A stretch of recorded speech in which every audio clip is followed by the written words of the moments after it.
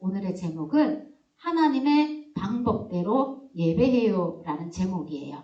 하나님의 말씀도 또박또박 따라서 읽어볼게요. 나는 나를 가까이 하는 자 중에서 내 거룩함을 나타내겠고 온 백성 앞에서 내 영광을 나타내리라 하셨느니라.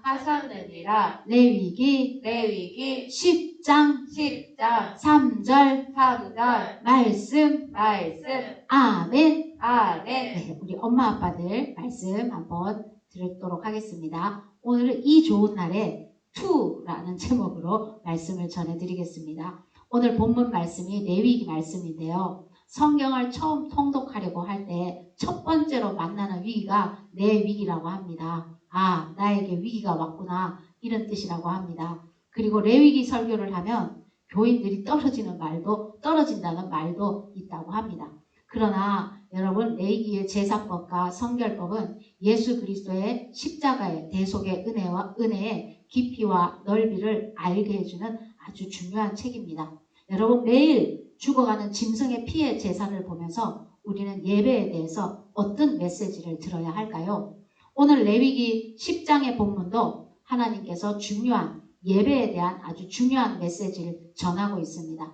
안타깝게도 이스라엘의 최초의 대제사장 아론이 취임을 하고 첫 번째 제사를 드린 후 그 영광스러운 날이 지나자마자 아론의 아들들 장남과 차남인 나답과 아비후가 다른 불을 담아서 여호와 앞에 분향하다가 하나님 앞에서 죽임을 당하는 엄청난 비극적인 사건이 벌어지는 내용입니다. 원래 분향제단의 불씨는 번제단으로부터, 즉 하나님이 내려주신 불로부터 불씨를 얻어서 분향하는 것인데, 이들은 하나님을 무시하고 경솔한 행동으로 아무 불이나 담아서 하나님께 분향하려 나갔던 것입니다.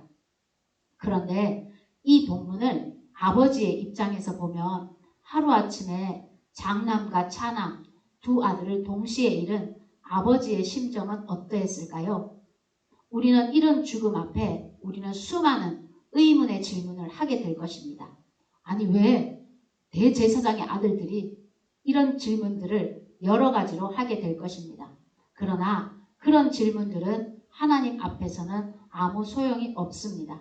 하나님은 이스라엘 백성들에게 더 중요한 예배에 대한 메시지를 분명하게 전하고 있습니다. 쉽게 예를 들면 아기가 아빠를 때립니다. 그런데 아기가 귀여워서 웃으면서 안 돼 라고 한다면 아기는 아빠를 때리는 행동에 대해서 어떻게 받아들일까요? 네, 맞습니다. 만약에 하나님께서 나답과 아비후가 술이 취해서 그랬다고 추측하기도 합니다. 술이 취해서 다른 불을 들고 와서 분향하는 것을 봐주거나 대충 처리했다면 이스라엘 백성들은 예배에 대해서 어떻게 생각하게 될까요? 이것을 웃으면서 다루셨다면 예배에 대한 하나님이 전하고자 하는 메시지가 오늘날 우리에게까지 전해졌을까요? 어떤 경우에도 예배에 대한 잘못된 메시지가 전해지는 것은 있을 수 없는 일이었습니다. 이렇게 엄중하게 예배에 대한 메시지를 전달하지 않으셨다면 전 인류가 죽어야 하고 인간의 죄가 묵인되고 예수 그리스도의 십자가가 부정되고 하나님 자신을 부정하는 것이 될 것입니다. 하나님께는 결코 있을 수 없는 일이었습니다.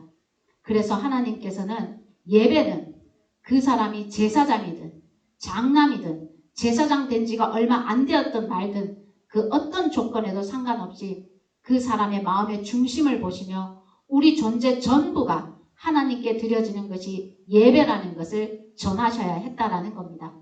그래서 제사장이라 할지라도 자신을 드리지 않는 예배의 종말은 하나님의 심판의 불 앞에서 비참해질 수밖에 없다는 것을 보여주셨습니다. 이것이 바로 예배입니다. 오늘 본문을 통해서 두 가지 교훈을 말씀드리고 싶습니다. 나답과 아비후를 통해 모든 것이 은혜이며 우리는 한순간도 하나님 앞에 바로 설 수 없다는 것을 알아야 합니다. 좋은 일이 있었는데 바로 뒤이어 아론의 가문에 어려운 일이 생겼습니다. 우리는 기억해야 합니다. 고린도전서 10장 12절에 그런 즉 선줄로 생각하는 자는 넘어질까 조심하라고 말씀하셨습니다. 우리가 넘어지는 것은 순간입니다. 이것을 안다면 우리의 호흡은 기도가 되어야 하고 매일 아침 기도를 하지 않고서는 하루를 시작하지 말아야 할 것입니다. 하물며 한순간이라도 마음 놓을 수 없는 어린 자녀를 양육하는 부모는 매일 아침에 기도로 시작하여야 할 것입니다. 여러분이 기도를 해보면 그 차이를 분명히 알 수 있습니다. 그 차이를 알지 못한다는 것은 이때까지 기도를 안 하면서 살아왔을 수도 있다는 것을 예상해 볼 수 있습니다. 여러분, 두 번째 드리고 싶은 교훈은 하나님은 나를 가까이 하는 자 중에서 거룩함을 나타내리라고 말씀하셨습니다. 두 아들이 하루아침에 죽었는데도 아버지는 하나님의 심판 앞에서 아무런 대꾸도 하지 못한 채 잠잠합니다. 왜냐하면 우리의 제사가 잘못되었구나라는 것을 깨달았기 때문일 것입니다. 아, 내가 이때까지 드린 예배가 잘못되었구나. 그것을 깨달았기 때문입니다. 그리고 하나님은 분명한 이유를 말씀하십니다. 나를 가까이 하는 자 중에서 거룩함을 나타내신다라는 겁니다. 나답과 아비후는 제사장이었고 제단의 향로는 들고 있었지만 그러나 그들의 마음은 하나님께 가까이 하는 자들이 아니었다는 것을 알 수 있습니다. 이 아버지는 자녀를 통해서 자신들이 드린 예배가 잘못되었다는 것을 매우 깊이 배우게 되었습니다. 우리도 마찬가지일 것입니다. 부모는 자녀를 통해 자신들의 예배가 잘못되었다는 것을 배울 때가 있습니다. 그리고 지금도 여러분의 모습은 자녀에게 예배에 대한 메시지를 전달하고 있습니다. 예배에 대한 어떤 메시지를 전달하고 있는지 살펴보시기 바랍니다.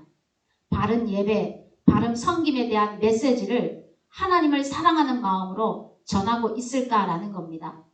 자녀와 함께 진심으로 하나님을 가까이 하시기를 주의 이름으로 축복합니다.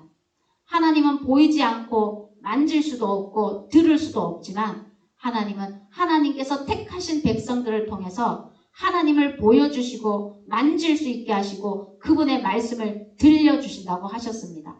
우리가 하나님을 가까이 함으로 우리의 삶을 통해 하나님의 거룩함이 나타나는 진정한 예배자 되는 저와 여러분 되시기를 주의 이름으로 축복합니다. 아멘.